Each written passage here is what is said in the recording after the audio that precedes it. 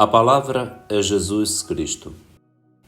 Segunda-feira, na sexta semana do Tempo Comum, 17 de fevereiro de 2025. Oremos. Ó Deus, que prometeis permanecer nos corações retos e sinceros, concedei-nos por vossa graça viver de tal maneira que possais habitar em nós. Por nosso Senhor Jesus Cristo, vosso Filho, que é Deus e convosco vive e reina na unidade do Espírito Santo, por todos os séculos dos séculos. Amém. Na primeira leitura da Santa Missa de hoje, temos o texto do livro do Gênesis, no capítulo 4, versículos de 1 a 15 e o versículo 25. O salmo responsorial será o Salmo 49, com 3 estrofes, intercalado entre elas o refrão: imola a Deus um sacrifício de louvor. E o Evangelho será o de Marcos, no capítulo 8, versículos de 11 a 13. Sempre respondendo àquelas questões existenciais que brotam das experiências mais traumáticas ou profundas do dia a dia, o autor agora do texto sagrado do livro do Gênesis se encontra diante de uma pergunta certamente capital em família. De onde vem o fratricídio? Por que um irmão mata outro? Qual é a origem da violência intrafamiliar? Por que, sendo do mesmo sangue, não nos amamos? Encontramos motivos para nos odiar? Então, lá vem a historinha de Caim e Abel, filhos do amor dos pais, Adão e Eva. O texto diz que Adão conheceu Eva, sua mulher, e ela concebeu e deu à luz Caim. E depois, de novo, deu à luz a Abel, irmão de Caim. Antes de tudo, o verbo conhecer na Bíblia, desde o começo, quer dizer amar, e vice-versa.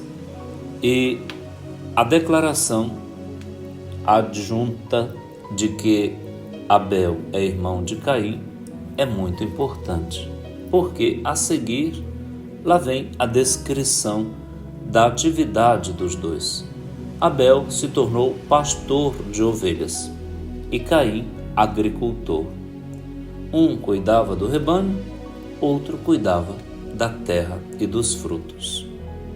Começa então também a aparecer aqui algo que não se podia, dentro da lógica do texto, inicialmente conceber, que é a relação religiosa. Os dois oferecem, como sacerdotes, oferecem primogênitos do seu rebanho, Abel, e Caim oferece a Deus frutos da terra como sacrifício ao Senhor. O exercício do sacerdócio familiar já vem de longe. Ora, o autor então diz que o Senhor olhou, se agradou do sacrifício da oferenda de Abel, mas não olhou para a oferenda de Caim. E isso encheu este de cólera, e seu rosto tornou-se abatido de tristeza. Então o Senhor perguntou a Caim: por que tu estás assim, cheio de cólera, com o rosto abatido? E aí lá vem adições no texto que escondem e revelam algumas coisas. É verdade que se fizeres o bem, andarás de cabeça erguida. Mas Caim não tinha feito mal. Mas se fizeres o mal, o pecado estará à porta te espreitando. As advertências das escolhas. Tu, porém, poderás dominá-lo. É possível dominar o mal? É palavra de Javé desde o começo. Poderemos às vezes ser tentados e sucumbir à tentação e sermos vencidos. Sim, de acordo com o espaço dado não é, as ocasiões de pecado, é claro que a gente poderá sucumbir. E foi o que aconteceu, porque Caim, juntando no seu coração a raiva do irmão, a inveja do irmão, esta mania de se sentir menor que o outro, esta baixa estima, não é, em relação aos outros, leva Caim a uma violência cheia de ódio contra seu irmão. Monta um esquema, um estratagema mortal. Vamos ao campo. E eles vão. O irmão é levado pelo outro e lá se atira sobre ele e Caim mata Abel. Quando o Senhor, que sabe tudo, pergunta para Caim: onde está o teu irmão, Abel? Onde está o teu irmão? O Senhor vai sempre nos fazer essa pergunta, porque nós temos os outros ao nosso lado não como justapostos, mas como confiados a nós. Cada um de nós tem a responsabilidade sobre os outros, sim. E aí, Caim protesta contra Deus, dizendo: não sei, acaso eu sou o guarda do meu irmão, que ele já tinha matado? O Senhor disse então: o que tu fizeste? A voz do sangue do teu irmão está clamando por mim da terra. E agora tu serás amaldiçoado pela terra, que abriu a boca para receber das tuas mãos o sangue do teu irmão. Quando tu cultivares, ela te negará seus frutos, e serás um fugitivo vagando sobre a terra. E aí começa um discurso de uma versão bastante interessante. Caim disse: meu castigo é grande, para que eu possa suportar. Se tu me expulsas desta terra hoje, eu devo me esconder de ti, tornando-me um fugitivo, a vaguear sobre a terra, e qualquer um que me encontrar me matará. Ou seja, a violência gera violência. E o Senhor lhe disse: não. Aquele que matar Caim será punido 7 vezes. Ou seja, quem revida, gerando violência, terá uma punição maior, segundo o juízo do Senhor. O Senhor então colocou um sinal em Caim para que ninguém, ao encontrá-lo, o matasse. Na alegoria tem lugar então para adornos, não é? Para folhos. É isso que o autor faz. Então, termina ali a história do Caim e Abel.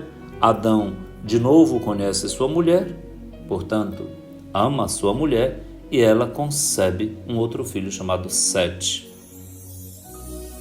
um outro descendente no lugar de Abel, que Caim havia matado. É bom tomar cuidado com esses conceitos. Nossos irmãos não são os anjos que a gente queria ter em casa. Apesar do nosso sangue interessante, a dificuldade de conviver com nossos irmãos e parentes é grande. Sempre foi, sempre será, desde o começo. Entretanto, cuidado com o ódio, a inveja, a ambição, o ranço, o revide, o estratagema mortal, a violência e a mentira. Estes ingredientes todos são adicionados dentro desta maneira de a gente investir contra o outro. Amar os irmãos, já os de casa.